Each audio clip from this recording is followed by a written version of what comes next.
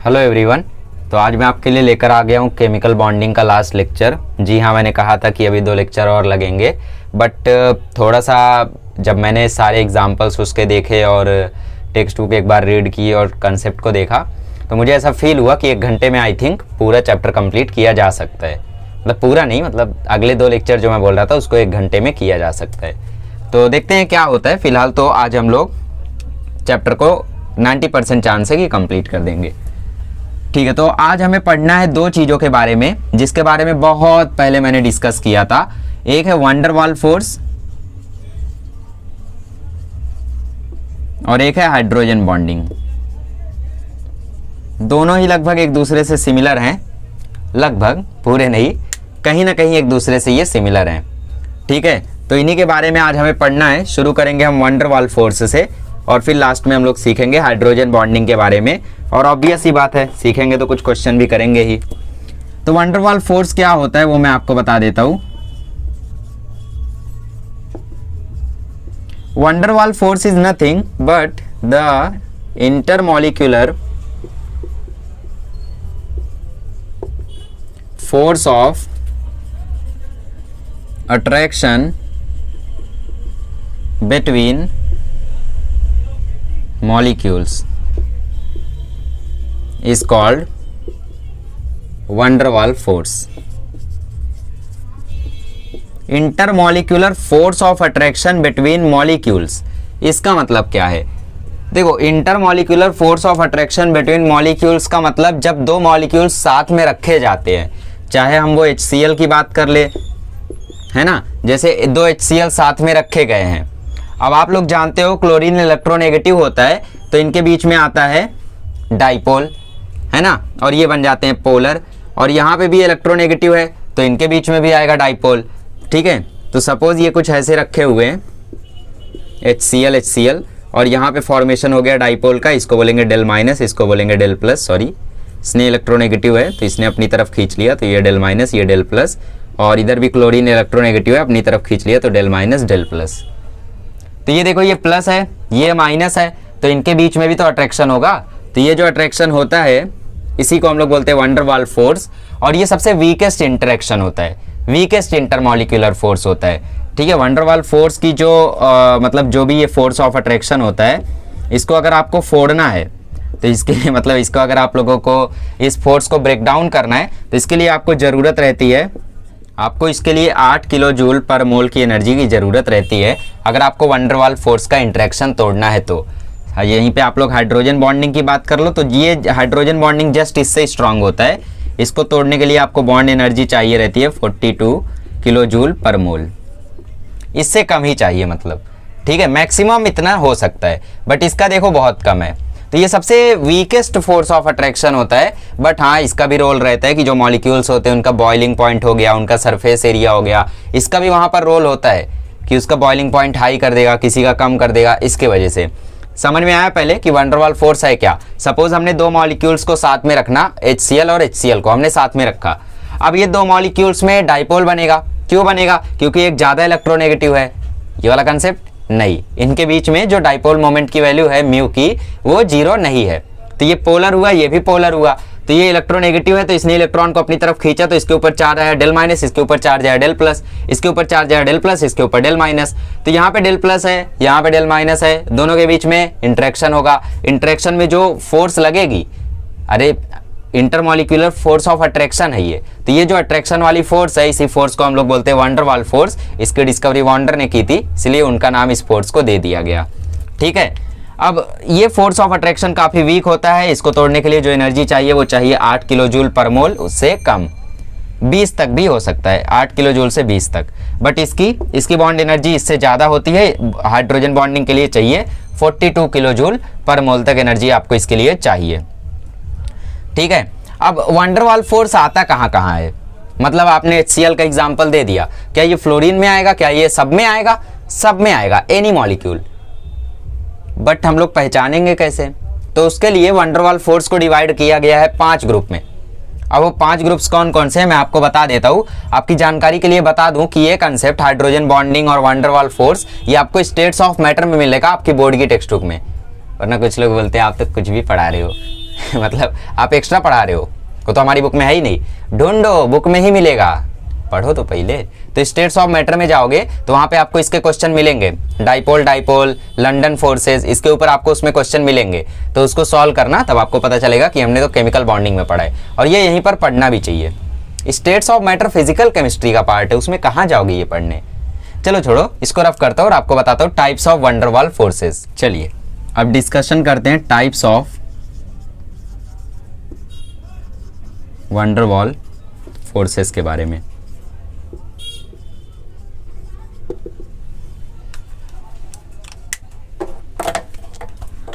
सबसे पहला टाइप है ion dipole interaction.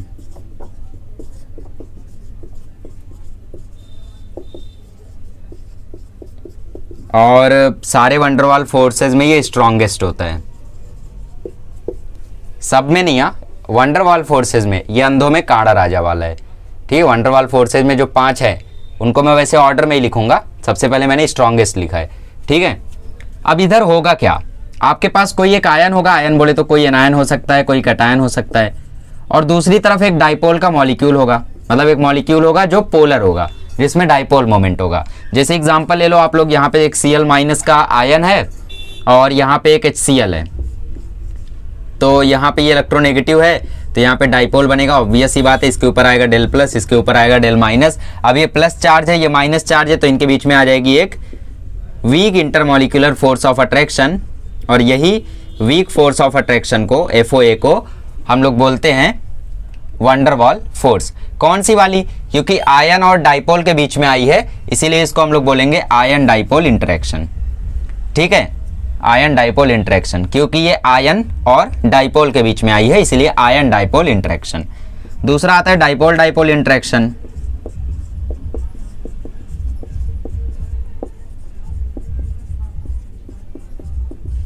Dipole dipole बोले तो मतलब दोनों मॉलिक्यूल पोलर होंगे, जो मैंने सबसे पहला एग्जांपल आपको दिया था HCl का, वो डाइपोल डाइपोल का था। जैसे HCl की बात कर लो, यहाँ पे भी HCl है, ठीक है, यहाँ पे भी डाइपोल फॉर्म होगा, यहाँ पे भी डाइपोल फॉर्म होगा, इधर आएगा चार्ज डेल प्लस, इधर आएगा डेल माइनस, इधर डेल प्लस, इधर आएगा डेल माइनस। अब ये प्लस माइनस चार्ज की वजह से इनके बीच में आ जाएगा वीक फोर्स ऑफ अट्रैक्शन, और इसी वीक फोर्स ऑफ अट्रैक्शन को हम लोग बोलते हैं वंडरवॉल फोर्स। कौन सी वाली, क्योंकि दोनों डाइपोल मॉलिक्यूल के बीच में आया है, पोलर मॉलिक्यूल के बीच में आया है, इसीलिए हम लोग इसको बोलते हैं डाइपोल डाइपोल इंटरेक्शन। और आयन डाइपोल इंटरेक्शन के बाद ये आता है, ठीक है, ये इसके बाद इससे लेस स्ट्रॉन्गर है, less stronger than ion dipole interaction. समझ में आया। पहला आयन डाइपोल इंटरेक्शन था, मतलब एक साइड कोई एक कैटायन होगा या एनायन होगा, जैसे क्लोरीन का एग्जांपल ले लो, ये एक एनायन है, कैसे पता चला, अरे नेगेटिव है भाई, तो एनायन होगा ना, और यहाँ पे HCl है, तो प्लस माइनस की वजह से यहाँ पे एक फोर्स ऑफ अट्रैक्शन है, इसी फोर्स ऑफ अट्रैक्शन को हमने बोला वंडरवॉल फोर्स। अब ये क्योंकि एक आयन और एक डाइपोल मॉलिक्यूल के बीच में आता है, इसीलिए इसको बोला आयन डाइपोल इंटरेक्शन। फिर इधर दोनों मॉलिक्यूल डाइपोल थे, HCl दोनों पोलर है, तो दोनों पोलर है, दो पोलर मॉलिक्यूल के बीच में अगर फोर्स ऑफ अट्रैक्शन है तो उसको बोलेंगे डाइपोल डाइपोल इंटरेक्शन। अब ये रटना भी नहीं है, अरे क्योंकि दोनों मॉलिक्यूल पोलर है तो इसका मतलब दोनों में डाइपोल होगा, और डाइपोल होगा तो डाइपोल डाइपोल इंटरेक्शन, क्योंकि इधर पे एक आयन है और एक डाइपोल है तो आयन डाइपोल इंटरेक्शन। कितना इजी है। ठीक है, चलो थर्ड वाला देखते हैं। चलिए तो अब तीसरा देखते हैं, आयन इंड्यूस्ड डाइपोल इंटरेक्शन।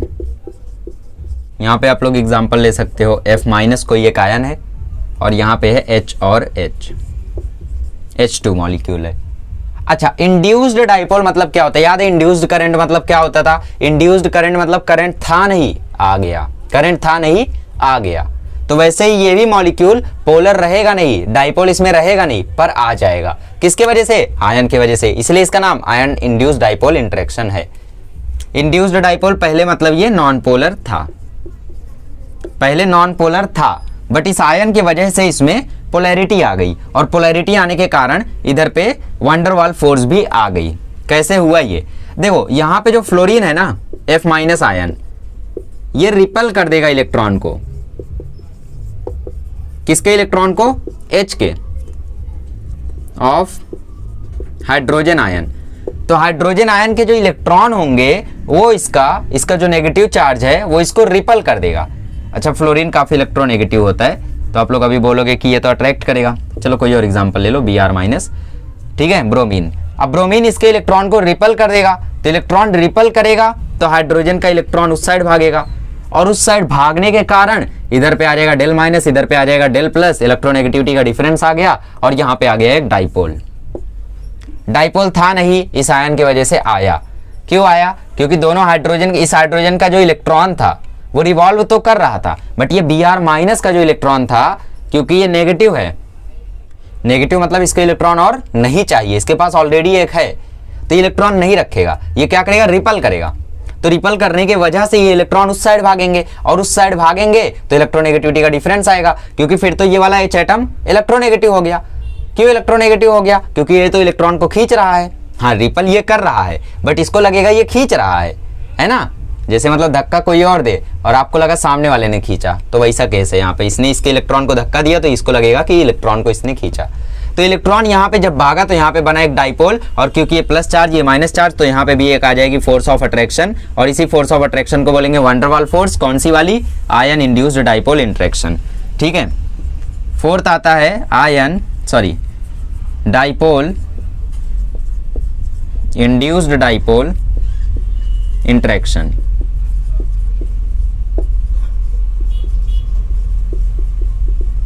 अब ये क्या है? देखो, डाइपोल मतलब पोलर, इंड्यूस्ड डाइपोल मतलब ये पहले नॉन पोलर था, बाद में इंड्यूस हुआ वो बात अलग है, बट पहले तो नॉन पोलर था। तो यहाँ पे आप लोग एग्जांपल ले सकते हो HCl का और ClCl का। ClCl क्या है? नॉन पोलर है। क्यों? क्योंकि दोनों क्लोरीन है ना, और मैंने आपको पढ़ाते समय जब बताया था डायटॉमिक में, तो डायटॉमिक में जब भी होमो एटॉमिक मॉलिक्यूल होंगे तो वहाँ पे हमेशा वो नॉन पोलर होंगे, है ना। तो क्लोरीन हमेशा नॉन पोलर ही होंगे, बट अभी आएगा इसमें पोलैरिटी, इसमें आएगी, देखते हैं कैसे आएगी। सबसे पहले ये तो HCl है, ये तो डाइपोल है, बट ये नॉन पोलर है और ये पोलर है। क्यों? क्योंकि क्लोरीन इसका इलेक्ट्रॉन अपनी तरफ खींचेगा तो यहाँ पे बनेगा एक डाइपोल।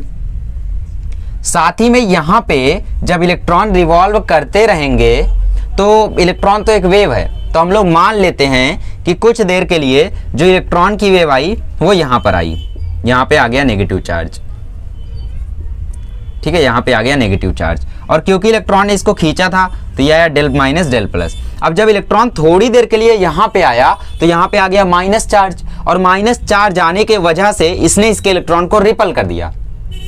समझ रहे हो? इलेक्ट्रॉन एक वेव है, तो वो एटम में जब घूम रहा था और इलेक्ट्रॉन जब यहाँ पे पहुंचा, मान लेते इलेक्ट्रॉन अभी है यहाँ पे, प्रोबेबिलिटी है, ठीक है। वैसे तो सब कुछ एक्सपेरिमेंटल है, बस थ्योरी हम लोग बता देते हैं, बहाना, सब कुछ एक्सपेरिमेंटल है। तो इलेक्ट्रॉन यहाँ थोड़ी देर के लिए आया, इलेक्ट्रॉन आने के बाद जब ये क्या था, ये ऑलरेडी नेगेटिव था, नेगेटिवली चार्ज्ड आयन, तो ये इसके इलेक्ट्रॉन को रिपल करेगा, और रिपल करने के कारण यहाँ पे इलेक्ट्रॉन भागेगा, तो यहाँ पे नेगेटिव चार्ज आ जाएगा, यहाँ पे पॉजिटिव चार्ज आएगा, और लास्ट में ये भी डाइपोल बन जाएगा, यहाँ पे भी डाइपोल बन जाएगा, इंड्यूस हो जाएगा। ठीक है, तो क्योंकि इसने इसके इलेक्ट्रॉन को रिपल कर दिया तो यहाँ पे इलेक्ट्रॉन इसकी तरफ भागे, और यहाँ पे भी आ गया एक डाइपोल, और इसी डाइपोल के कारण यहाँ पे भी आ गया एक Δ-, यहाँ पे आ गया एक Δ+, और इन दोनों के बीच में आ गई एक फोर्स ऑफ अट्रैक्शन। जिस फोर्स ऑफ अट्रैक्शन को हम लोग बोलते हैं वंडर वाल फोर्स। कौन सी वाली? डाइपोल इंड्यूस्ड डाइपोल वाली। मतलब एक मॉलिक्यूल डाइपोल था HCl, और एक नॉन पोलर था जिसमें डाइपोल मोमेंट नहीं था, तो डाइपोल मोमेंट इंड्यूस हुआ। ठीक है, तो यहाँ पे इसका जो नेगेटिव चार्ज था इसने इसके इलेक्ट्रॉन को रिपल किया, जिसकी वजह से यहाँ पे भी डाइपोल आया, और इस डाइपोल के कारण यहाँ पे एक फोर्स ऑफ अट्रैक्शन आ गई, जिसको हमने बोला वंडर वाल फोर्स। और कौन सा वाला था ये था हम लोगों का डाइपोल इंड्यूस्ड डाइपोल इंटरेक्शन। ठीक है, तो ये 4 टाइप की फोर्सेज हो गई। अब 5वीं वाली इंपॉर्टेंट है। चलिए, 5th आता है लंदन फोर्सेज, या फिर इसी को डिस्पर्शन फोर्सेज भी बोलते हैं।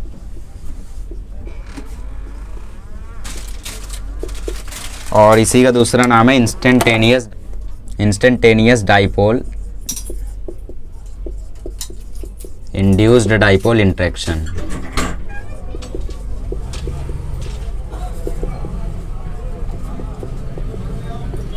ठीक है, अब यहाँ पे होता क्या है, देखो लिखा क्या है, इंस्टेंटेनियस डाइपोल। इंस्टेंट मतलब एक पॉइंट पे, एक मोमेंट पे, तो कोई भी मॉलिक्यूल हरदम डाइपोल मतलब हरदम नॉन पोलर हो ये जरूरी नहीं, कोई एक मोमेंट आता है जहाँ पे वो पोलर हो जाता है। कैसे?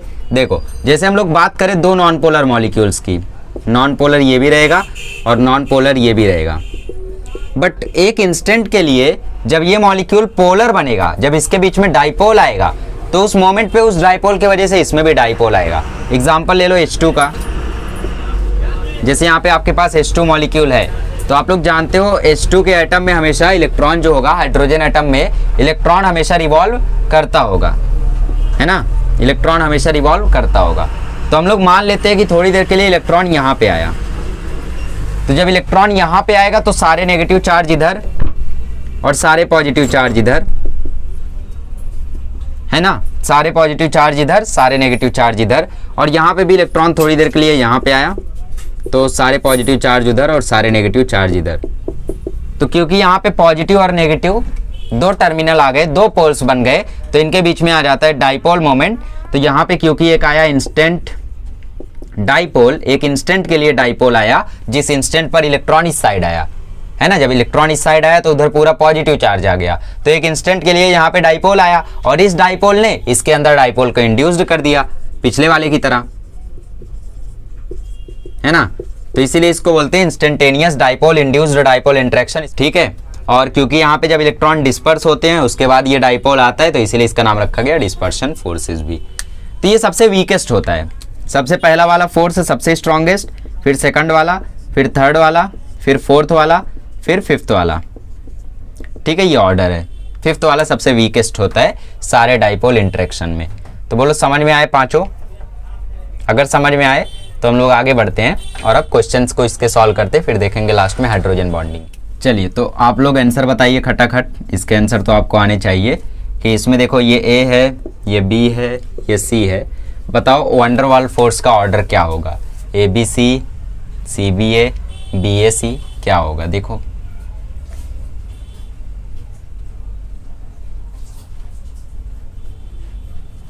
चलो ठीक है, अब मैं बताता हूँ आपको। देखो करने का कैसे, पहचानने का पहले कि कौन सा वंडरवाल फोर्स है। ये देखो ये आयन है और ये डाइपोल है, तो आयन डाइपोल इंटरेक्शन मतलब फर्स्ट वाला, तो ये तो सबसे ज़्यादा होगा। फिर ये देखो ये आयन है और ये नॉन पोलर है, तो आयन और नॉन पोलर में आता था आयन इंड्यूस्ड डाइपोल इंटरेक्शन, तो ये सेकंड वाला है। और यहाँ पे देखो दोनों O2 है, मतलब दोनों नॉन पोलर है, और नॉन पोलर है तो लास्ट वाला आता है, मतलब सबसे वीकेस्ट। तो ऑर्डर होगा A greater than B greater than C। तो लास्ट वाले की बात करें तो ये देखो दोनों डाइपोल डाइपोल है, HCl दोनों पोलर है, तो ये डाइपोल डाइपोल इंटरेक्शन है।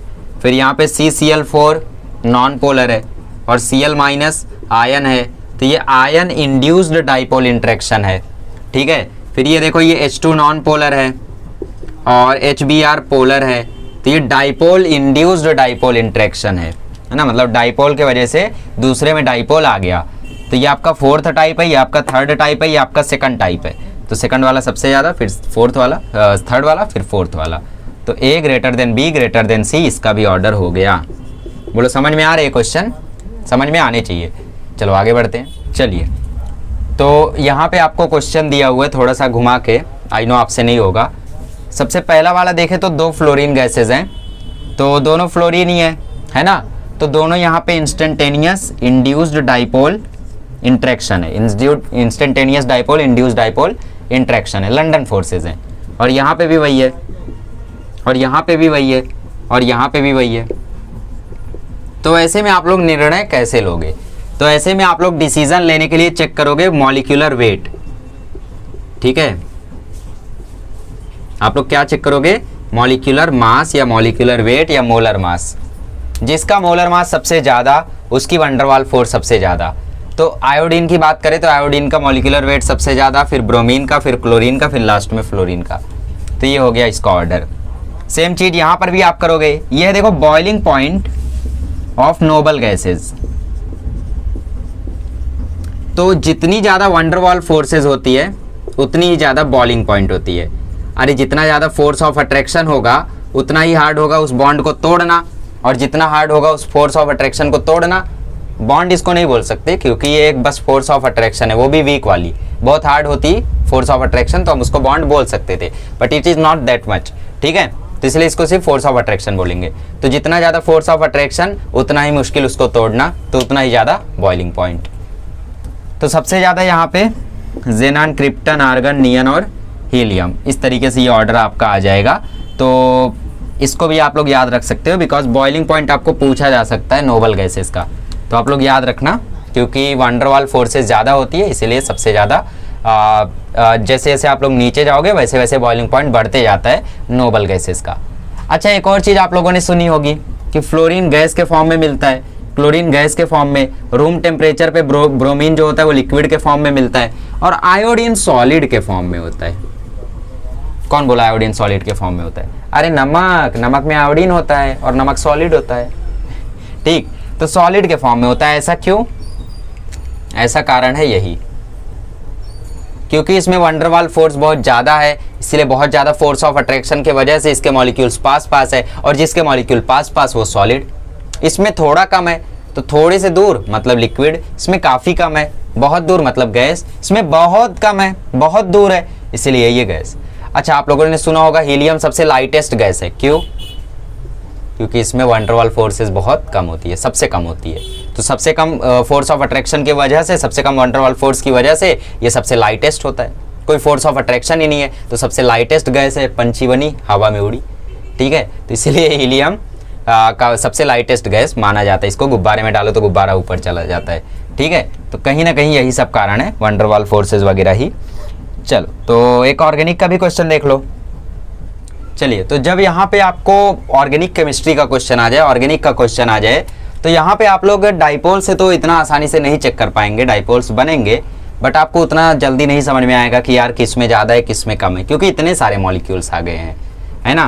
पेंटेन का एग्जाम्पल लिया है हमने, तो आप इसमें क्या करोगे, आप चेक करोगे सरफेस एरिया, जिसका सरफेस एरिया ज़्यादा उसमें वंडरवाल फोर्स सबसे ज़्यादा। सरफेस एरिया कैसे चेक करेंगे? ब्रांचिंग से।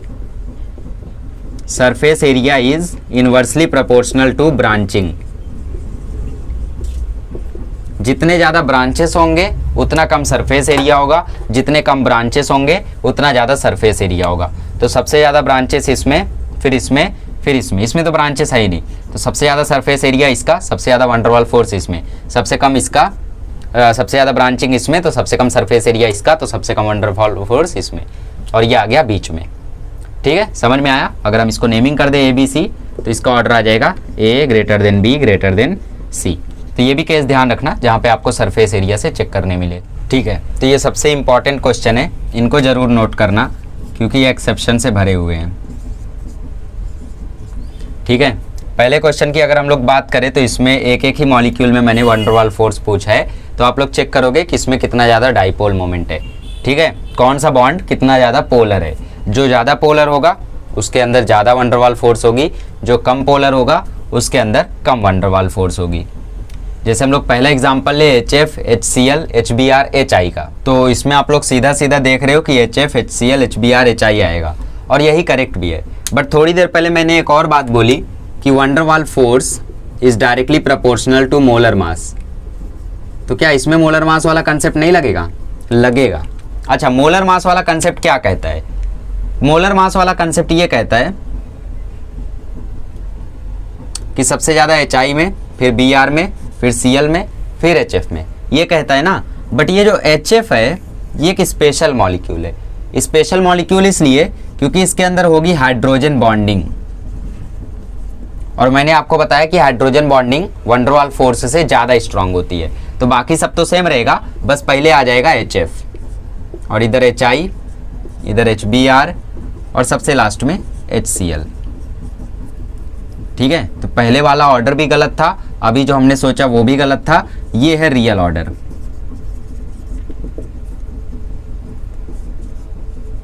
ठीक, मोलर मास के बेसिस पे आपको अभी तक डिसीजन लेना है। पोलैरिटी वाला हम लोग इसमें लेंगे, बताऊंगा अभी।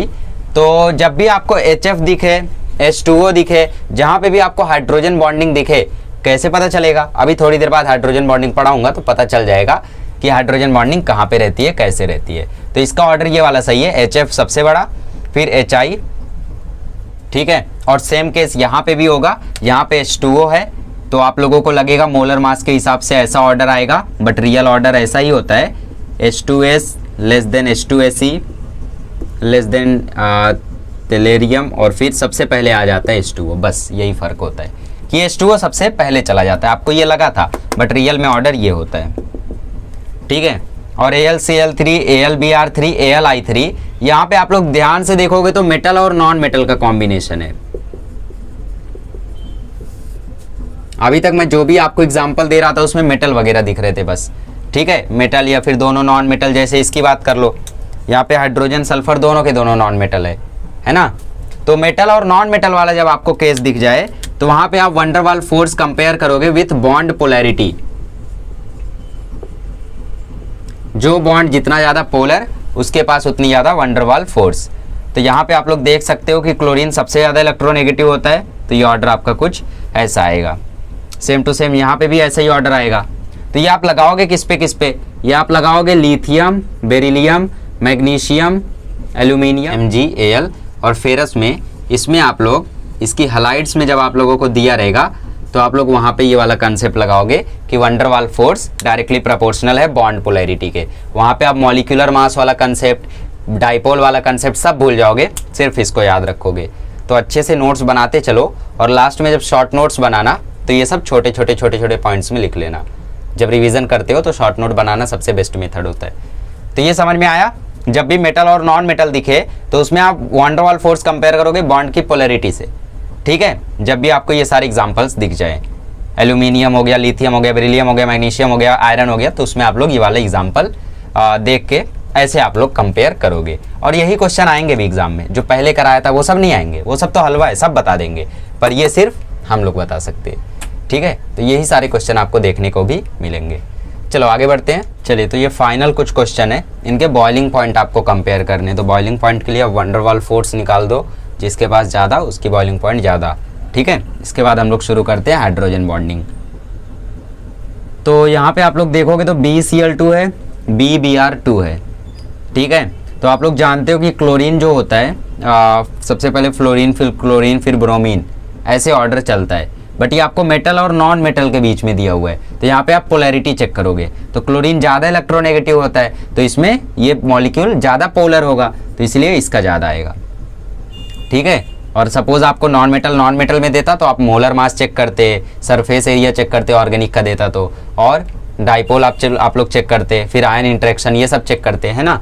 फिर He और Ar में ये तो आप लोग जानते हो आर्गन होगा। क्यों होगा? क्योंकि नीचे आते आते मॉलिक्यूलर वेट बढ़ता है सबसे ज़्यादा आर्गन, ठीक है। फिर H2N2 में N2 होगा। क्यों? क्योंकि N2 का मॉलिक्यूलर मास ज़्यादा है।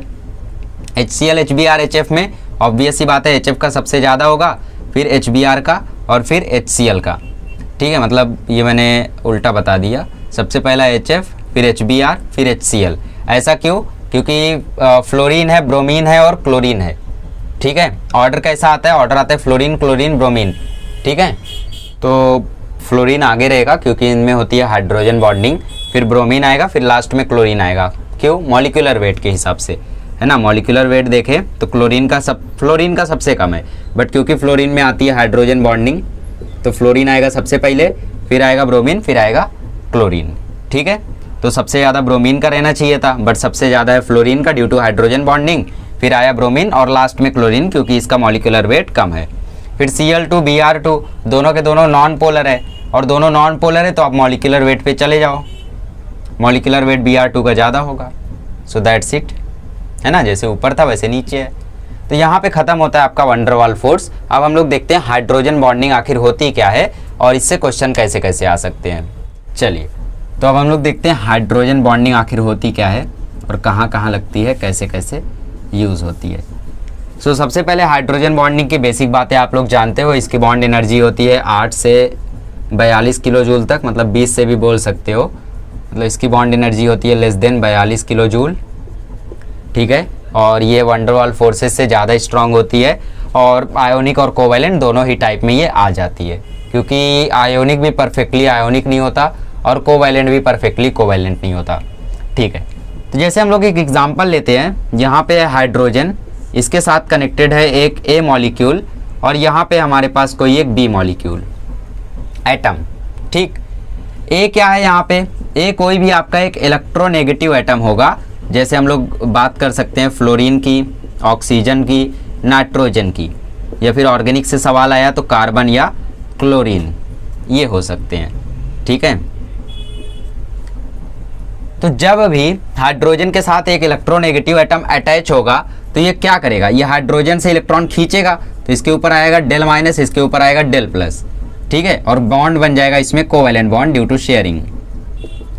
ठीक है, कोवेलेंट बॉन्ड तो बन गया, बट उसके बाद क्या होगा, ये जो बी होगा, बी कैसा एटम होगा, बी भी आपका इलेक्ट्रोनेगेटिव एटम होगा। तो बी जो एटम होगा वो एक इलेक्ट्रोनेगेटिव एटम होगा और इसके पास एक लोन पेयर होगा और इसकी साइज भी स्मॉल होगी।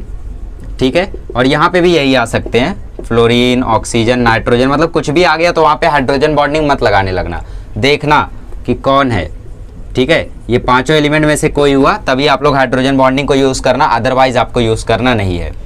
हाँ, तो मैंने बोला बी के पास है लोन पेयर, तो जब बी के पास लोन पेयर है और यहाँ पे हाइड्रोजन के पास इलेक्ट्रॉन की कमी हो रही है क्योंकि ए एक इलेक्ट्रोनेगेटिव एटम है तो ये इसके इलेक्ट्रॉन को खींच रहा है, तो बी सोचेगा कि मैं अपने लोन पेयर को इसके साथ शेयर करूं, तो ये अपने लोन पेयर इलेक्ट्रॉन को इसके साथ शेयर करेगा, जिसकी वजह से यहाँ पे एक बॉन्ड बन जाएगा और इसी बॉन्ड को हम लोग बोलेंगे हाइड्रोजन बॉन्ड, और इसी बॉन्डिंग को हम लोग बोलेंगे हाइड्रोजन बॉन्डिंग। कंसेप्ट समझ में आया कि हाइड्रोजन बॉन्डिंग क्या है? हाइड्रोजन बॉन्डिंग मतलब जब आपके पास कोई हाइड्रोजन के साथ एक ए एलिमेंट अटैच है और वो ए एलिमेंट एक इलेक्ट्रोनेगेटिव एलिमेंट है। ठीक है, इलेक्ट्रोनेगेटिव बोले तो फ्लोरीन, ऑक्सीजन, नाइट्रोजन, कार्बन या क्लोरीन, इसमें से कोई अटैच्ड है। कार्बन क्लोरीन कब? सिर्फ ऑर्गेनिक वाले में। ठीक, पेंटेन, हेप्टेन, हेक्सेन, बेंजीन, इन सब में आप लोग इसको देखना। नॉर्मली आपको इनऑर्गेनिक में फ्लोरीन, ऑक्सीजन, नाइट्रोजन देखना है।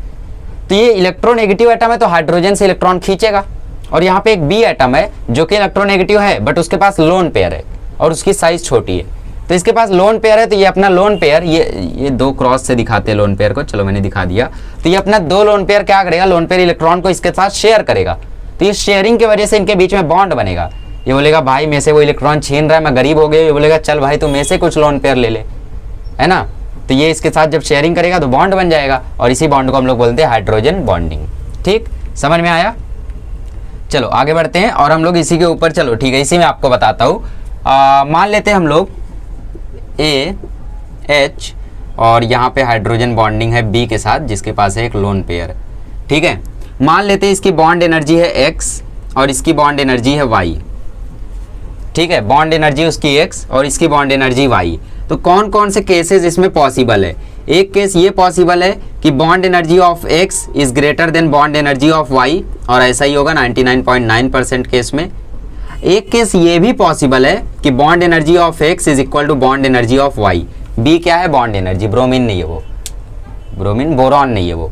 ठीक है, तो जो बॉन्ड एनर्जी एक्स की होगी वो हमेशा वाई से ज़्यादा होगी 99.9% केस में। ऑब्वियस ही बात है यार, ये कोवैलेंट बॉन्ड है, कोवैलेंट स्ट्रॉन्ग इंटरेक्शन में आता है। हालांकि कोवैलेंट आयोनिक से वीक होता है बट वो हाइड्रोजन बॉन्डिंग से वीक नहीं होता है, और हाइड्रोजन बॉन्ड काफ़ी वीक होता है जबकि वंडरवाल फोर्सेस से स्ट्रॉन्ग होता है। ठीक है, तो हाइड्रोजन बॉन्ड कोवैलेंट से तो काफ़ी वीक होता है, तो बॉन्ड एनर्जी वाई की कम होगी 99.9% केस में एक्स से, ज़्यादा तो कभी नहीं होगी। अगर आप बोलो कि bond energy of Y is greater than bond energy of X, तो ये नॉट पॉसिबल, कभी भी ये पॉसिबल नहीं है, बड़ा वाला क्रॉस। ठीक है, bond energy of X bond energy of Y के इक्वल हो सकता है। कौन से केस में? देखो एक केस है, जैसे आप लोग एग्जांपल ले लो HF2- का।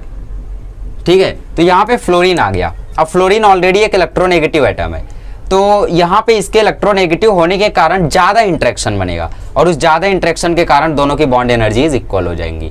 ठीक है, तो ये एक केस है, इसको हम लोग डिस्कस करेंगे, टेंशन मत लो। अभी हम लोग आगे बढ़ते हैं और थोड़े बहुत क्वेश्चन देखते हैं ताकि आपका कंसेप्ट क्लियर हो। अब ठीक है, तो मैंने बोला HF2- में जो बॉन्ड एनर्जी ऑफ एक्स है वो बॉन्ड एनर्जी ऑफ वाई के इक्वल हो जाती है। चलो देख लेते हैं, यहाँ पे हाइड्रोजन है, यहाँ पे फ्लोरीन है और यहाँ पे भी एक फ्लोरीन एटम है, इसके ऊपर माइनस चार्ज है, नेगेटिव चार्ज है। ठीक है, और यहाँ पे देखो ये काफ़ी ज़्यादा इलेक्ट्रोनेगेटिव है तो ये अपने पास इलेक्ट्रॉन खींचेगा, तो इसके ऊपर आएगा डेल माइनस, इसके ऊपर आएगा डेल प्लस।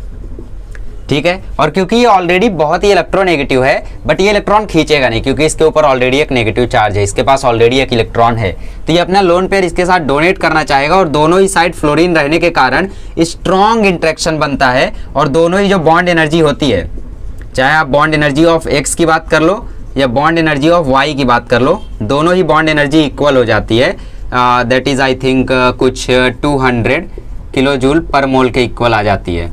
ठीक है, तो इतनी ज़्यादा बॉन्ड एनर्जी होने के कारण कभी कभी ये भी बताना मुश्किल होता है कि आखिर कोवेलेंट बॉन्ड कौन सा है और हाइड्रोजन बॉन्ड कौन सा है।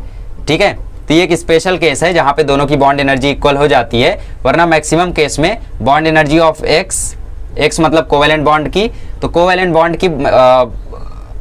बॉन्ड की एनर्जी जो है वो मैक्सिमम केस में हाइड्रोजन बॉन्ड से ज़्यादा होती है। एक यही केस है जहाँ पे इक्वल हो जाते हैं। समझ में आ गया? चलो फटाफट क्वेश्चन हम लोग सॉल्व करते हैं और लेक्चर को एंड करते हैं, चैप्टर को एंड करते हैं। चलिए, तो यहाँ पे आपको केस बता देता हूँ। देखो ये ए, ये एच और ये बी, तो पता कैसे चलेगा कि किसकी हाइड्रोजन बॉन्डिंग ज़्यादा है? तो आप लोग याद रखो, hydrogen bonding is directly proportional to electronegativity of A and inversely proportional to electronegativity of B. B की इलेक्ट्रोनेगेटिविटी जितनी कम होगी उतना ही ज़्यादा हाइड्रोजन बॉन्डिंग स्ट्रांग होगी, जितनी ज़्यादा ए की इलेक्ट्रोनेगेटिविटी उतनी ज़्यादा हाइड्रोजन बॉन्डिंग स्ट्रांग। तो पहचाने कैसे? ये आपका ए मॉलिक्यूल, ये आपका बी और ये आपका सी, और क्वेश्चन में बोला है कंपेयर हाइड्रोजन बॉन्डिंग कहाँ पे सबसे ज़्यादा स्ट्रांग है।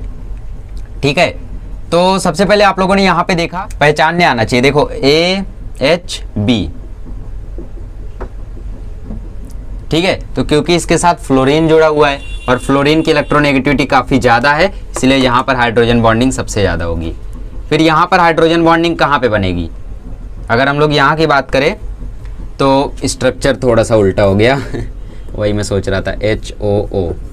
ठीक है, तो ये देखो BHA, तो यहाँ पे देखो, यहाँ पे हाइड्रोजन बॉन्डिंग बनेगी और जहाँ पे हाइड्रोजन बॉन्डिंग बनेगी वहाँ पे हम देखेंगे इलेक्ट्रोनेगेटिविटी, और क्योंकि ए की इलेक्ट्रोनेगेटिविटी फ्लोरीन से कम है इसलिए इससे कम आएगा ये, तो A लेस देन B मिल गया है। C देखते हैं कहाँ जाएगा। नाइट्रोजन और हाइड्रोजन, अब सबसे ज़्यादा फ्लोरीन की होती है, फिर ऑक्सीजन की, फिर नाइट्रोजन की, याद कर लो यार ये सब। ठीक है, तो A less than B less than C, ये इसका करेक्ट ऑर्डर हो जाएगा। हाइड्रोजन बॉन्डिंग बनेगी हाइड्रोजन और नाइट्रोजन के बीच में। ठीक है, धीरे धीरे सीख जाओगे प्रैक्टिस के साथ। तो ये हो गया इसका ऑर्डर। आगे बढ़ते हैं और एक और क्वेश्चन देखते हैं। जैसे ये एक क्वेश्चन है आपका, ये आपका A और ये आपका B, दोनों में से सबसे ज़्यादा हाइड्रोजन बॉन्डिंग किस में स्ट्रांग है? ठीक है, विच हाइड्रोजन बॉन्डिंग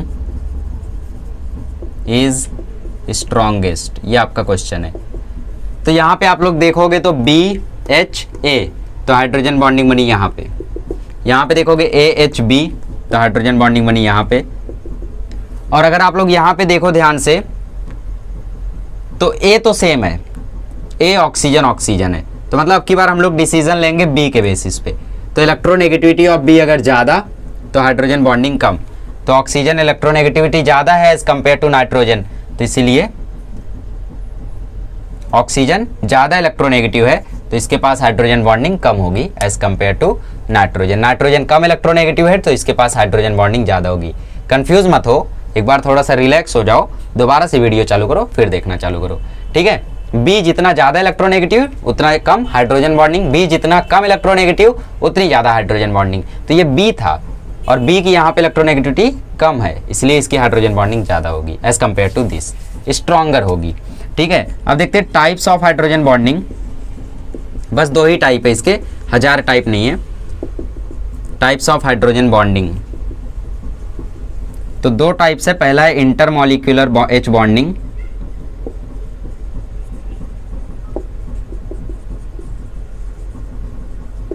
और दूसरा है इंट्रामॉलिक्यूलर हाइड्रोजन बॉन्डिंग।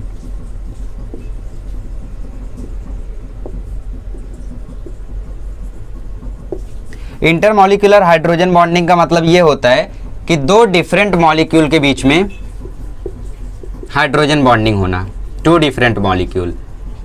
ठीक है, और इंट्रा हाइड्रोजन बॉन्डिंग का मतलब होता है सेम मॉलिक्यूल्स के बीच में हाइड्रोजन बॉन्डिंग होना। अब ये कैसे होता है इसका एग्जांपल हम लोग देखेंगे। इंटरमॉलिक्यूलर हाइड्रोजन बॉन्डिंग मतलब डिफरेंट एटम्स, डिफरेंट मॉलिक्यूल्स के बीच में हाइड्रोजन बॉन्डिंग होना, और इंट्रामॉलिक्यूलर मतलब सेम मॉलिक्यूल्स के बीच में हाइड्रोजन बॉन्डिंग होना। तो चलिए बात करते हैं सबसे पहले इंटरमॉलिक्यूलर हाइड्रोजन बॉन्डिंग की। चलिए सबसे पहले हम लोग बात कर रहे थे इंटरमॉलिक्यूलर H बॉन्डिंग की।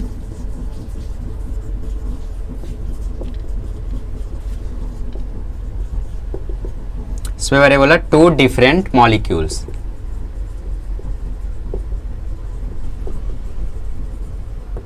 ठीक है, तो 2 डिफरेंट मॉलिक्यूल इसमें होंगे। जैसे आप लोग हल्का एग्जांपल ले सकते हो वाटर का, दैट इज H2O।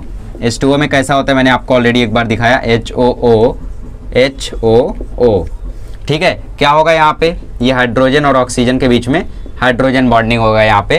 तो ये एक H2O का मॉलिक्यूल, ये दूसरा H2O का मॉलिक्यूल, इन दोनों के बीच में हाइड्रोजन बॉन्डिंग बनी, तो इसीलिए इसको बोलते हैं इंटरमॉलिक्यूलर हाइड्रोजन बॉन्डिंग। अब कुछ लोग बोल रहे होंगे कि आपने तो बोला अलग मॉलिक्यूल होंगे, यहाँ पे तो दोनों वाटर के ही हैं। नहीं, अलग मॉलिक्यूल मतलब ये कि ये दूसरा मॉलिक्यूल होगा, वो दूसरा मॉलिक्यूल होगा, और सेम मॉलिक्यूल मतलब एक ही में, इसी H2O में सपोज मान लो कि इसी H2O में इसके बीच में हाइड्रोजन बॉन्डिंग बनने लगी, तो इसको बोलेंगे इंट्रामॉलिक्यूलर। और ये कहाँ आएगा, ऑर्गेनिक के क्वेश्चन में। अभी मैं दिखाऊंगा तो समझेगा आपको असली में मैं क्या बोलना चाहता हूँ। इसी के अंदर हाइड्रोजन बॉन्डिंग होने लगे तो इसको इंट्रामॉलिक्यूलर, बट क्योंकि ये अलग दोनों मॉलिक्यूल के बीच में हो रही है, तो इसलिए इसको इंटरमॉलिक्यूलर हाइड्रोजन बॉन्डिंग हम लोग बोलते हैं। सेम एग्जाम्पल आप लोग ले सकते हो HF का, HF HF, फिर यहाँ पे भी HF HF।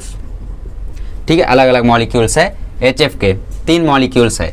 ठीक है, तो ये देखो यहाँ पे AHB, तो ये हाइड्रोजन बॉन्डिंग यहाँ पे, फिर AHB हाइड्रोजन बॉन्डिंग यहाँ पे, फिर AHB तो हाइड्रोजन बॉन्डिंग यहाँ पे।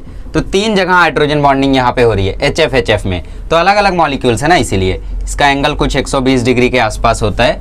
ठीक है, तो ये हो गई इंटरमॉलिक्यूलर हाइड्रोजन बॉन्डिंग के एग्जांपल्स। सबसे पहला वाटर, दूसरा HF में आप लोग देखो तो 3 मॉलिक्यूल्स थे, 4 थे। ठीक है, इनके बीच में हाइड्रोजन बॉन्डिंग देखो ऐसे ऐसे हुई, तो ये इंटरमॉलिक्यूलर है, डिफरेंट मॉलिक्यूल्स के बीच में। अब यहीं पर आप लोग एग्जांपल ले सकते हो अल्कोहल और वाटर का। ठीक है, उसको भी दिखाता हूँ, पहले इसको छाप लो। चलिए, तो जैसे हम लोग बात कर लें NH3 की, NH3 कैसा होता है, NHH, फिर यहाँ पे H NH। ठीक है, फिर यहाँ पे यही सीरीज कंटिन्यू होगी, HNHH। तो आप लोग ध्यान से देखो तो 2 जगह हाइड्रोजन बॉन्डिंग हो रही है, ये आगे भी चलेगी, मतलब जितने मॉलिक्यूल्स भरे होंगे। अब जैसे सॉल्ट देखते हो तो उसमें एक सोडियम क्लोराइड नहीं होता है, बहुत सोडियम क्लोराइड होते हैं, तो वैसे ही ये भी रहता है। ठीक है, तो हमने 3 बनाए हैं, तो यहाँ पे एक हाइड्रोजन बॉन्डिंग होगी और एक हाइड्रोजन बॉन्डिंग यहाँ पे होगी, तो अलग अलग मॉलिक्यूल्स के बीच में हुई है, इसलिए इसको इंटरमॉलिक्यूलर हाइड्रोजन बॉन्डिंग बोलते हैं। अल्कोहल कैसा होता है, अल्कोहल होता है ROH और वाटर होता है H2O। तो इसको भी जरा आप लोग बना के देख लो, ROH और H2O। तो यहाँ पे भी होगी देखो इंटरमॉलिक्यूलर हाइड्रोजन बॉन्डिंग। ऐसा क्यों, क्योंकि यहाँ पे 2 अलग अलग एलिमेंट्स है और उनके बीच में हाइड्रोजन बॉन्डिंग हो रही है, हाइड्रोजन और ऑक्सीजन के बीच में। R अब कोई भी फंक्शनल ग्रुप हो सकता है, CH3 CH4 कुछ भी हो सकता है, R है फिलहाल। OH है तो अल्कोहल होगा। ठीक है, तो ये अल्कोहल और वाटर का हो गया हाइड्रोजन बॉन्डिंग। अब एक देख लेते हैं बोरिक एसिड का। ठीक है, तो ये बोरिक एसिड का एग्जाम्पल है। बोरिक एसिड आप लोग जानते होंगे, कैरम बोर्ड वगैरह पे यूज़ करते हैं फ्रिक्शन को कम करने के लिए। ठीक है, तो बोरिक एसिड में हाइड्रोजन बॉन्डिंग देखो 2 बोरिक एसिड के बीच में होती है, तो इसीलिए इसको हम लोग डाइमर भी बोलते हैं। डाइमर मतलब, अच्छा जैसे पॉलीमर होता है, पॉलीमर मतलब कई सारे मॉलिक्यूल से बना हुआ, वैसे ही डाइमर होता है 2 मॉलिक्यूल से बना हुआ। तो H3BO3 ऐसे नहीं, ऐसे एग्जिस्ट करता है होल्ट वाइज में। होल्ट वाइज मतलब अगर डबल रहेगा तभी तो हाइड्रोजन बॉन्डिंग इनके बीच में हो पाएगी। ये पहला H3BO3 और ये दूसरा H3BO3, फिर इनके बीच में देखो होती है हाइड्रोजन बॉन्डिंग और बन जाता है डाइमर, और डाइमर बनने के प्रोसेस को ही हम लोग बोलते हैं डाइमराइजेशन। डाइमराइजेशन का ही दूसरा नाम है चिलेशन। ठीक है, तो ये सारी चीज़ें आपको अच्छे से ध्यान में रखनी है कि इसका क्या नाम होता है। डाइमराइजेशन मतलब डबल मॉलिक्यूल बनना, H3BO3 होल्ट वाइज। ठीक है, ये बोरिक एसिड का एग्जाम्पल था और ये भी एग्जाम्पल है इंटरमॉलिक्यूलर H बॉन्डिंग का।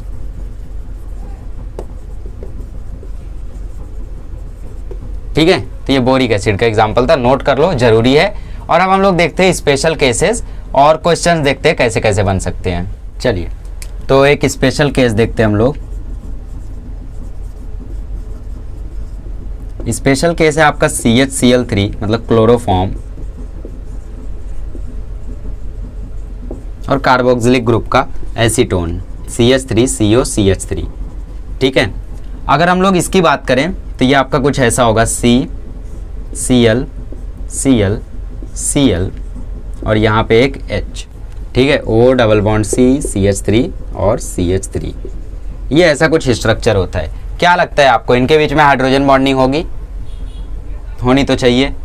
क्यों होनी चाहिए? कार्बन थोड़ी ना इलेक्ट्रोनेगेटिव है उतना ज़्यादा, बट मैंने देखो लिख के दिया था उसमें कि कार्बन भी आएगा वहाँ पे, वो ठीक है, लेकिन आखिर कार्बन की इलेक्ट्रोनेगेटिविटी 2.5 होती है। अब 2.5, 3, 4 ये सब है क्या, सब आपको मॉडर्न पीरियोडिक टेबल में समझ में आएगा। फिलहाल ये याद रखो कि हम लोग इसमें जो भी इलेक्ट्रोनेगेटिविटी एटम की बात करते हैं उन सब की इलेक्ट्रोनेगेटिविटी 3 से ज़्यादा होनी चाहिए, बट कार्बन की 2.5 है, तो यहाँ पे हाइड्रोजन बॉन्डिंग होनी नहीं चाहिए, लेकिन फिर भी होती है, इसलिए इसको मैं स्पेशल केस में बोला हूँ। तो देखो क्यों होती है, क्लोरीन इलेक्ट्रोनेगेटिव है तो वो कार्बन के सारे इलेक्ट्रॉन अपनी तरफ खींचता है, ठीक है, और जब कार्बन के वो सारे इलेक्ट्रॉन अपनी तरफ खींचेगा तो कार्बन हाइड्रोजन के इलेक्ट्रॉन अपनी तरफ खींचेगा, और ऐसा खिंचाव के कारण जो हाइड्रोजन है वो बन जाता है इलेक्ट्रोनेगेटिव एटम, और हाइड्रोजन इलेक्ट्रोनेगेटिव एटम हो गया तो कंडीशन सेटिस्फाई हो गई। कार्बन ऑलरेडी इलेक्ट्रोनेगेटिव है, ऑक्सीजन ऑलरेडी इलेक्ट्रोनेगेटिव है, हाइड्रोजन तो हाइड्रोजन है ही हाइड्रोजन बॉन्डिंग के लिए, ठीक है, तो इनके बीच में फिर बन जाती है हाइड्रोजन बॉन्डिंग, ठीक है, हाइड्रोजन बॉन्डिंग, क्योंकि ऑक्सीजन के पास रहता है लोन पेयर, तो कंडीशन तो सारी सेटिस्फाई हो गई, तो इसके वजह से यहाँ पे बन जाती है हाइड्रोजन बॉन्डिंग। कौन सी वाली? इंटरमॉलिक्यूलर। चलिए, तो मैंने आपको एग्जांपल्स तो बहुत सारे करा दिए, डाइमर के, NH3 के, H2O के, इसके क्लोरोफॉर्म के। अब मैं आपको क्वेश्चंस कराता हूँ कि इसमें क्वेश्चन आपको एक तो ऐसा पूछेगा कि कौन वाटर में ज़्यादा सॉल्यूबल होगा, फिर दूसरे टाइप का आपको क्वेश्चन पूछ सकता है किसमें हाइड्रोजन बॉन्डिंग स्ट्रांग होगी, यही क्वेश्चन आपको आएगा इसमें। तो वाटर में सॉल्यूबल कैसे आप लोग पता करोगे? देखो, हाइड्रोजन बॉन्डिंग वाटर में रहता है हाइड्रोजन H2O, ठीक है, तो जो अच्छे से बॉन्ड बना पाएगा हाइड्रोजन के साथ, जिसकी हाइड्रोजन बॉन्डिंग ज़्यादा होगी, वो ज़्यादा स्ट्रांगली हाइड्रोजन बॉन्ड बना पाएगा, वो होगा ज़्यादा सॉल्यूबल। और जो आसानी से हाइड्रोजन बॉन्डिंग कर नहीं पाएगा, मतलब कर तो ले जाएगा बट वीक रह जाएगा लास्ट में, उसका सॉल्युबिलिटी कम होगा। क्यों? क्योंकि वो आसानी से डिसॉल्व नहीं होगा। डिसॉल्व होना मतलब क्या? बॉन्ड बना लेना, जैसे चीनी पानी में मिल जाती है बट उससे तेज नमक मिल जाता है, तो नमक ज़्यादा सॉल्युबल है एज कम्पेयर टू शुगर। तो वैसे ही आप लोगों को यहाँ पे कई एलिमेंट दिए जाएंगे और बोलेंगे इसमें से अच्छे से और तेजी से कौन डिसॉल्व होगा वाटर में या कौन सॉल्युबल होगा वाटर में। तो आपको चेक करना होगा कि कौन हाइड्रोजन बॉन्डिंग, किसकी हाइड्रोजन बॉन्डिंग सबसे ज़्यादा पावरफुल है। जिसकी सबसे ज़्यादा पावरफुल वही सबसे ज़्यादा सॉल्युबल। जैसे आपको क्वेश्चन दिखाता हुआ, चलिए, तो सपोज आपको क्वेश्चन आया कि वाटर में ज़्यादा सॉल्युबल कौन होगा, Na+ कि NH4+। तो इसको आप लोग करोगे कैसे? यहाँ पे आपको वंडरवाल का भी कंसेप्ट आना चाहिए, इसीलिए एक ही वीडियो में करवा रहा हूँ। देखो, Na+ को जब हम लोग वाटर में डालेंगे तो वाटर में हर जगह डाइपोल्स होते हैं। किसके होते हैं? H2O के, ठीक है, डाइपोल्स है प्लस माइनस। नाइट्रोजन के जब हम लोग अंदर डालेंगे वाटर के तो डाइपोल्स उसको हर जगह से घेर लेंगे, है ना। आप प्लस माइनस कैसे पहचान रहे हो? अरे भाई ये प्लस है तो पास में माइनस ही आएगा ना। तो ये देखो, ये एक आयन है और ये एक डाइपोल है, तो ये कौन सा इंटरेक्शन है? यह है आयन डाइपोल इंटरेक्शन। अगर हम लोग NH4+ की बात करें तो NH+, इसको हमने वाटर में जब डिसॉल्व किया तो यहाँ से आ जाएगा OH और यहाँ पे बन जाएगी हाइड्रोजन बॉन्डिंग। मतलब NH4+ को जब हम लोग वाटर में डिसॉल्व कर रहे हैं तो बन रही है हाइड्रोजन बॉन्डिंग, और जब हम लोग Na+ को डिसॉल्व कर रहे हैं तो बन रहा है आयन डाइपोल इंटरेक्शन। तो कौन ज़्यादा स्ट्रांग होता है, हाइड्रोजन बॉन्डिंग या आयन डाइपोल? ऑब्वियस सी बात है हाइड्रोजन बॉन्डिंग, इसीलिए NH4+ is more soluble in water as compare to Na+। समझ गए? आप डायग्राम बनाओगे। अब डायग्राम कैसे बनाओगे? लेविस डॉट स्ट्रक्चर हंसने के लिए नहीं सिखाया था, इसी के लिए सिखाया था ना, ताकि डायग्राम बना सको। तो डायग्राम आप इसका बनाओगे। और इसका कैसे करोगे? आपको कैसे पता चला कि यहाँ पे आयन और ये लेना था? अरे भाई आयन बोला था, आयन का कोई डायग्राम होता है? मतलब कुछ लोग सोच रहे कि इसका क्यों नहीं बना H2O के साथ, ये रहा Na+ और ये रहा OH। कंडीशन कहाँ सेटिस्फाई हो रही है? Na+ इलेक्ट्रोनेगेटिव है, Na+ तो इलेक्ट्रोपॉजिटिव है, वो इलेक्ट्रॉन डोनेट करता है, तो कंडीशन ही नहीं सेटिस्फाई हो रही है, तो हाइड्रोजन बॉन्डिंग कैसे बनेगी? थोड़ा दिमाग लगाओ, जोर डालो दिमाग पे। तो यहाँ पे हाइड्रोजन बॉन्डिंग पॉसिबल नहीं है, तो यहाँ पे सिर्फ डाइपोल्स बनते हैं, डाइपोल के साथ इंटरेक्शन होता है आयंस का, इसलिए यहाँ पे आयन डाइपोल इंटरेक्शन होता है और यहाँ पे हाइड्रोजन बॉन्डिंग होती है, और hydrogen bonding is more stronger than van der Waals force, इसीलिए ये ज्यादा सॉल्युबल होता है एज कंपेयर टू दिस। चलो एक और क्वेश्चन लेते हैं ऑर्गेनिक का। चलिए, तो मैंने बोला एग्जाम्पल ले लेते ROH और RNH का, ठीक है। यहाँ पे भी हाइड्रोजन बॉन्डिंग हो रही है OHH, और यहाँ पे भी हाइड्रोजन बॉन्डिंग हो रही है OHH।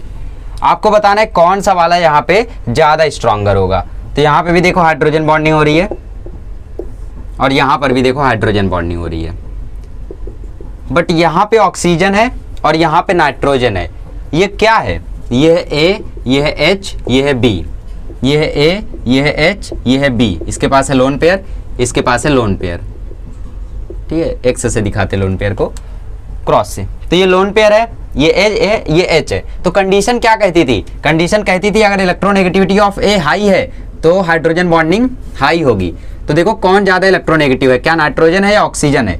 ऑब्वियस ही बात है ऑक्सीजन है, तो इसलिए ये ऑर्डर ऐसा होगा। और ROH मतलब अल्कोहल जो होगा वो पानी में ज्यादा सॉल्युबल होगा as compare to this amine. Amine कम सॉल्युबल होगा वाटर में, ये ज्यादा सॉल्युबल होगा, ठीक है। समझ में आया? चलो आगे बढ़ते हैं। अच्छा, आपको एक और क्वेश्चन मैंने दिखाया था थोड़ी देर पहले, और मैंने बोला इसका रीजन मैं अभी बताऊंगा। क्वेश्चन था HF, HCl, HBr, HI। आपको लगा था कि फ्लोरीन सबसे कम होगा, फिर क्लोरीन, फिर ब्रोमीन, फिर आयोडीन, बट ऐसा नहीं हुआ था, फ्लोरीन सबसे ज्यादा हो गया था। सॉरी मैंने उल्टा बना दिया। आपको लगा था कि सबसे ज्यादा आयोडीन होगा, फिर ब्रोमीन होगा, फिर क्लोरीन होगा और फ्लोरीन लास्ट में होगा, बट ऐसा नहीं हुआ था। रियल में क्या हुआ था? रियल में फ्लोरीन सबसे ज्यादा था, फिर आयोडीन था, फिर ब्रोमीन था और फिर क्लोरीन था। अब ऐसा क्यों हुआ था? फ्लोरीन, आयोडीन, ब्रोमीन, क्लोरीन, ऐसा क्यों हुआ था? क्योंकि फ्लोरीन में बनी थी हाइड्रोजन बॉन्डिंग। क्या इसमें नहीं बन सकती? अरे भाई, आयोडीन कौन से एंगल से इलेक्ट्रोनेगेटिव दिख रहा है, ब्रोमीन कौन से एंगल से इलेक्ट्रोनेगेटिव दिख रहा है, ठीक है। कुछ लोगों को यहाँ पे नहीं समझ में आ रहा है, तो थोड़ी देर शांत करो दिमाग को, थोड़ा सा रिलैक्स करो, और वीडियो को दोबारा से जहाँ पे हाइड्रोजन बॉन्डिंग चालू किया था वहाँ से चालू करो, क्योंकि मुझे पता है आप लोग कंफ्यूज हो रहे होगे कि कहीं पे हाइड्रोजन बॉन्डिंग लग जा रही है, कहीं पे वैन डर वाल्स फोर्स। थोड़ा इसलिए मैंने बोला था कि केमिकल बॉन्डिंग में आपका दिमाग खराब होगा लास्ट में, शुरू में बहुत मजा आएगा, लास्ट में हो सकता है खराब हो। तो रिलैक्स करो, नोट्स को रिवाइज करो, समझ जाओगे। मेरा भी खराब हुआ था, बट अब मुझे ये कंसेप्ट क्लियर है एकदम। तो फ्लोरीन क्योंकि इलेक्ट्रोनेगेटिव है, इसीलिए यहाँ पे हाइड्रोजन बॉन्डिंग होती है और यहाँ पर हाइड्रोजन बॉन्डिंग नहीं होती है। तो यहाँ पे नॉर्मल ट्रेंड फॉलो होता है कि van der Waals force is directly proportional to molar mass, ठीक है। तो van der Waals force molar mass के प्रोपोर्शनल है, इसके लिए नहीं है क्या? इसके लिए भी है, बट यहाँ पे वैन डर वाल्स फोर्स की एनर्जी सिर्फ 8 किलो जूल होती है, और हाइड्रोजन बॉन्डिंग हो गई तो 42-40 किलो जूल होती है, तो इसीलिए ये सबसे ज्यादा होता है यहाँ पे। ऐसे ही एक और क्वेश्चन मैंने आप लोगों को दिया था, H2O, H2S, H2Ac, H2TE, ठीक है। और मैंने बोला था कि यहाँ पे ऑर्डर आप लोग मोलर मास के हिसाब से डिसाइड करोगे, तो आपने ऐसा डिसाइड किया था, बट ये गलत था। रियल में कैसा ऑर्डर था? रियल में ऑर्डर था सबसे ज्यादा H2O का, फिर H2TE का, फिर H2Ac का, फिर H2S का।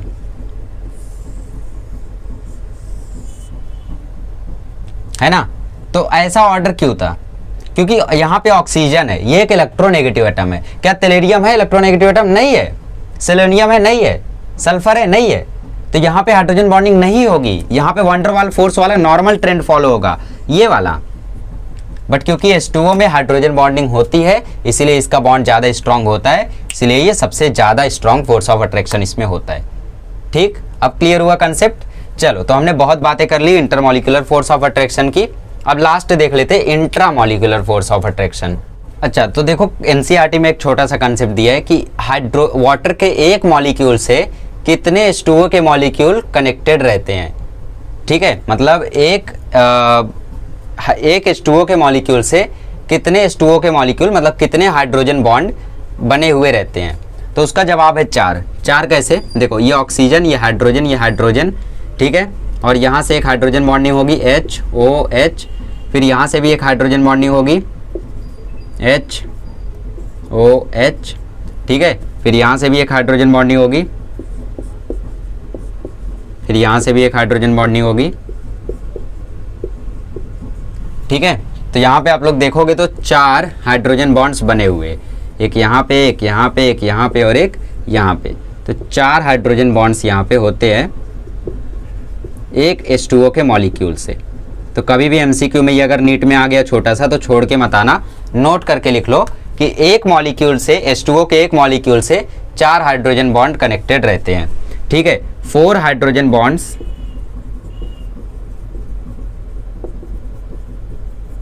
Are formed from one molecule of H2O।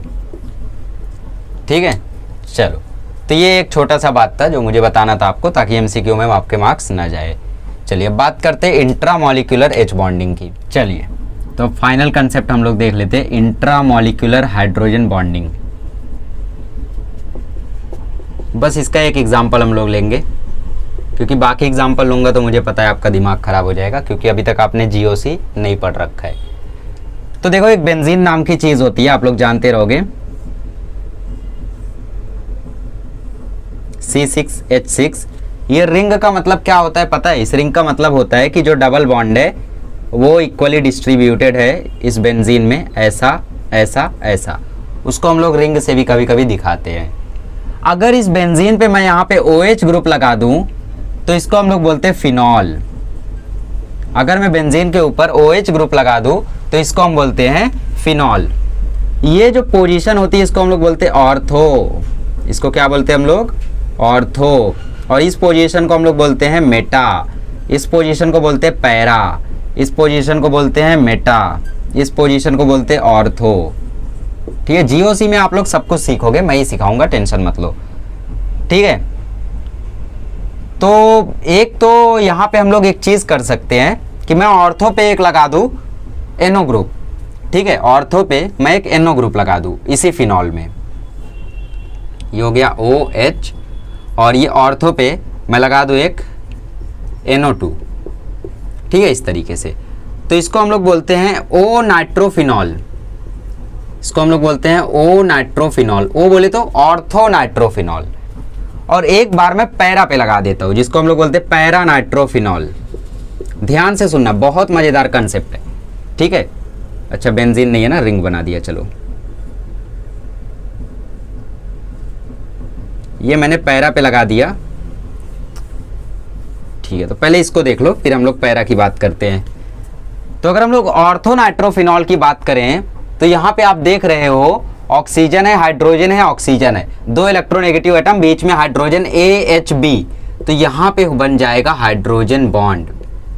और ये हाइड्रोजन बॉन्ड कहाँ बना है? मॉलिक्यूल के अंदर बना है। यही तो मैं बोल रहा था शुरू में कि मॉलिक्यूल के अंदर ही जब हाइड्रोजन बॉन्ड बने तो ऐसे हाइड्रोजन बॉन्ड को हम बोलेंगे इंट्रामॉलिक्यूलर हाइड्रोजन बॉन्डिंग। क्या बोलेंगे इसको? Intramolecular hydrogen bonding.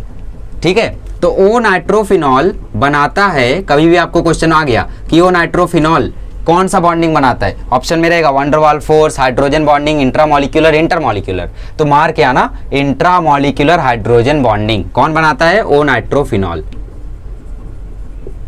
ये पोजीशन वाला डायग्राम था। आई होप आपने पोजीशन वगैरह नोट कर लिया कि पैरा, ऑर्थो, मेटा किसको बोलते हैं।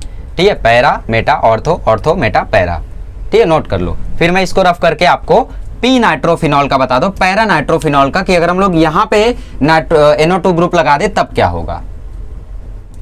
ठीक है, तो पैरा की बात करते हैं, P नाइट्रोफिनॉल की। सो ये हो गई बेंजीन, ये हो गया OH ग्रुप, और यहाँ पे हमारा आ गया NO2 ग्रुप। ठीक है, NOO डबल बॉन्ड O। फिर यहाँ से एक और थोड़ा बड़ा बना दे रहा हूँ मैं, NO2, और यहाँ पर भी बेंजीन रिंग है, यहाँ पर O, यहाँ पर H, और यहाँ पर ये बेंजीन, और ये N, ये double bond O, single bond O, OH। ठीक है, तो यहाँ पे आप लोग ध्यान से देखोगे तो ये 2 अलग अलग मॉलिक्यूल्स है। कौन से मॉलिक्यूल्स है? P नाइट्रोफिनॉल है, पैरा नाइट्रोफिनॉल है। तो जो पैरा नाइट्रोफिनॉल होते हैं वो भी बनाते हैं हाइड्रोजन बॉन्डिंग, बट ये बनाते हैं इंटर वाली। ये कौन सी वाली बनाते हैं? इंटरमॉलिक्यूलर।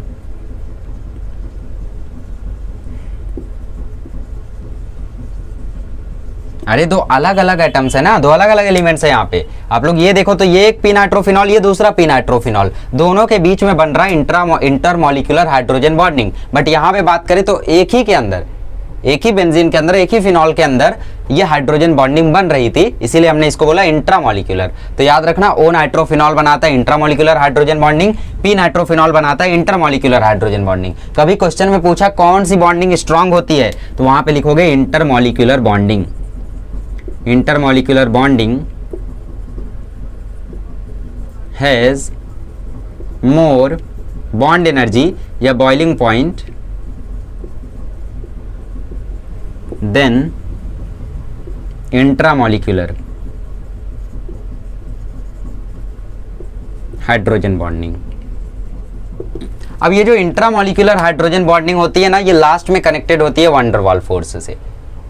तो वंडर वाल फोर्स को तोड़ना आसान होता है as compare to hydrogen bonding. हाँ, इसमें हाइड्रोजन बॉन्डिंग है बट वो मॉलिक्यूल के अंदर है ना, दो मॉलिक्यूल नहीं जुड़े हुए, बट यहाँ पे दो मॉलिक्यूल हाइड्रोजन बॉन्डिंग से जुड़े हुए, तो इसलिए इसकी बॉइलिंग पॉइंट ज्यादा होती है।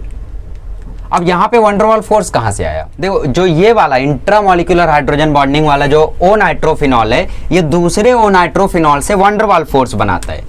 ठीक है, मतलब दो मॉलिक्यूल्स जो होते हैं ओ नाइट्रोफिनॉल के, वो कनेक्टेड होते हैं वंडर वाल फोर्स से। हाँ, इसके अंदर हाइड्रोजन बॉन्डिंग होती है बट बाहर से दोनों कनेक्टेड होते हैं वंडर वाल फोर्स से।